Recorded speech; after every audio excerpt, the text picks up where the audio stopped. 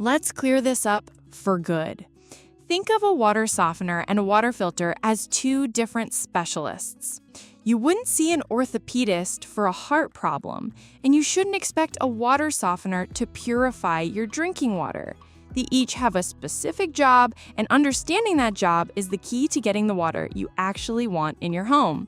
This isn't about picking which one is better, it's about correctly diagnosing your water's problem and hiring the right specialist for the job. Core difference. Here's the most important distinction put as simply as possible. A water softener is designed to solve a plumbing problem, while a water filter is designed to solve a health and aesthetic problem. A water softener's entire purpose is to remove the specific minerals that make water hard, primarily calcium and magnesium. These are the minerals that create limescale, that chalky, white crust that clogs your shower heads, spots your dishes, and slowly destroys your water heater. The softener wages war on scale buildup to protect your pipes and appliances. It doesn't really care about anything else in the water.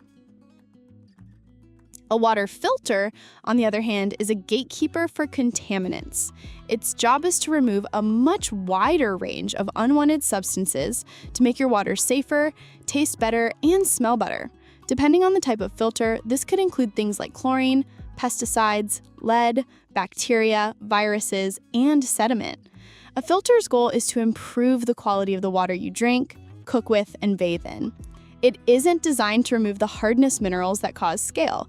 So if you have crusty faucets, you have a hardness problem. If your water tastes like a swimming pool or you're worried about industrial pollutants, you have a contamination problem. They're not the same thing.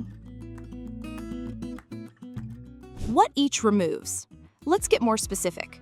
A water softener is a highly specialized tool. It targets dissolved minerals that carry a positive electrical charge, which are the culprits behind hard water. The main ones are calcium and magnesium, but it can also grab some other similarly charged minerals, like the ferrous clear water iron that leaves reddish-brown stains on your sinks and toilets. That's pretty much it.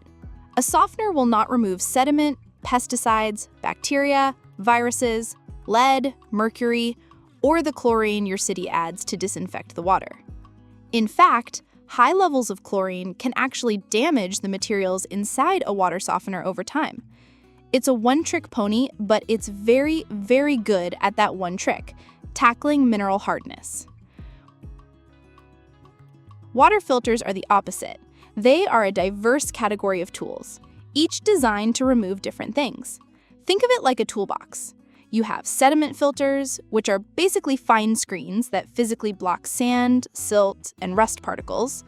You have activated carbon filters, which are fantastic at removing chemical contaminants through a process called adsorption. They act like a sponge for chlorine, pesticides, herbicides, and volatile organic compounds, or VOCs, which are responsible for most bad tastes and odors. Then you have the heavy hitters, like reverse osmosis systems. An RO system uses a semi-permeable membrane to force out an enormous range of contaminants, including lead, arsenic, fluoride, and even the hardness minerals themselves, though it's not an efficient way to soften all your home's water. Finally, you have UV purifiers, which use ultraviolet light to scramble the DNA of bacteria and viruses, rendering them harmless. The key takeaway is that no single filter removes everything, so choosing the right one depends entirely on what's in your water to begin with. Health versus home impacts. This is where the distinction becomes crystal clear.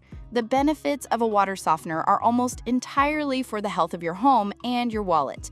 By preventing scale buildup, a softener extends the life of your water-using appliances, from your dishwasher and washing machine to your coffee maker and, most importantly, your water heater.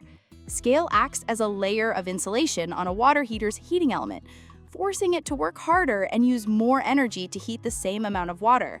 Soft water also allows soaps and detergents to lather properly, meaning you can use less of them. It eliminates soap scum on your shower doors and makes your skin feel smoother and your hair more manageable because there isn't a layer of mineral residue left on you.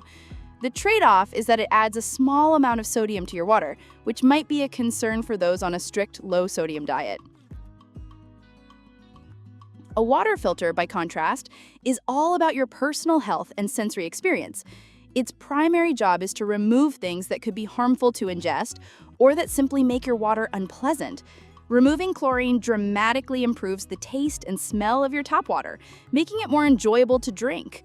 Removing lead, which can leach from old pipes and solder, is critical for preventing developmental issues in children and other serious health problems. Filtering out agricultural runoff like pesticides or industrial chemicals like PFAS provides peace of mind that you're not consuming long-term toxins. A filter turns your tap water from something of questionable quality into a safe, clean, and refreshing beverage. It does, however, do nothing to stop the scale buildup that a softener prevents. Drinking water considerations. Given the different impacts, it's no surprise that you should think about them differently when it comes to the water you drink. Most people don't love the idea of drinking the sodium that a water softener adds, even if the amount is relatively small. For this reason, it's very common practice to install a water softener so that it treats the hot water line and all the cold water lines except for the one going to the kitchen sink. This gives you the best of both worlds: softened water for your showers, laundry, and dishwasher, but hard, sodium-free water for drinking and cooking. An even better solution is to pair a whole house softener with a dedicated point-of-use drinking water filter at the kitchen sink. This is the gold standard. A whole house softener protects your entire plumbing system, and then a reverse osmosis or multi-stage carbon filter under the sink tackles the contaminants in the water you'll actually consume, giving you exceptionally pure water for drinking and cooking. This setup acknowledges that the water you use to wash your car doesn't need to be the same quality as the water you use to make coffee. You treat the water appropriately for its intended purpose. When to choose which? Here's a simple guide. You need a water softener if you see white, crusty scale buildup on your faucets and shower heads. Your glassware is consistently cloudy or spotty after dishwashing. Your skin feels dry and itchy after a shower, and your hair feels dull. Your water heater, dishwasher, or other appliances are failing prematurely. Your water test shows a hardness level above 3 GPG. Many would say anything over 7 GPG makes a softener a necessity. You need a water filter if your water smells or tastes like chlorine, sulfur, rotten eggs, or anything else unpleasant. Your water is discolored or has visible sediment in it. Your water quality report shows the presence of lead, arsenic, pesticides, VOCs, or other contaminants. You live in an area with known industrial or agricultural pollution. You simply want the peace of mind of knowing your drinking water is as pure as possible. Should they be combined? For many homes, the answer is a resounding yes. Using a water softener and a water filter together isn't redundant, it's a comprehensive strategy. They perform complementary, not overlapping functions. A very common and effective setup is to install a whole house sediment and/or carbon filter before the water softener. This pre-filter removes the chlorine and sediment that could otherwise damage the softener's sensitive resin beads, extending the life of the softener itself. Then, after the softener has done its job of removing the hardness minerals, you have softened water flowing to your whole house. At the kitchen sink, you can install a point-of-use reverse osmosis system to take that softened water and purify it to the highest level for drinking. This combination ensures that your pipes and appliances are protected from scale, you don't have to deal with the annoyances of hard water, and the water you drink is exceptionally clean and free of both hardness minerals and a wide array of other contaminants. It's the complete no-compromises solution.